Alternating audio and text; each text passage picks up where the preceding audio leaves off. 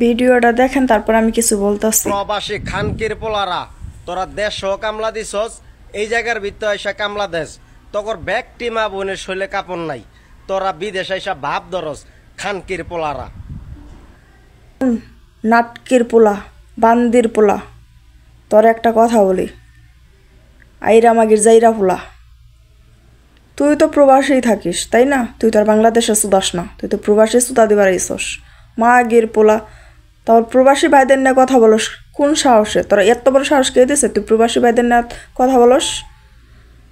নাটকির পোলা, এই ভিডিওটা প্রাইভেট করবি আর প্রবাসী ভাইদের কাছে মাপ চাবি, ঠিক আছে? আর যদি না চাস, নাটকির পোলা তরে খাইছি, হ্যাঁ? তোর জুতা দেবে এরামো খানকির পোলা, তুই মানে প্রবাসী ভাইদের না গালি দেস, প্রবাসীদের না গালি দেস।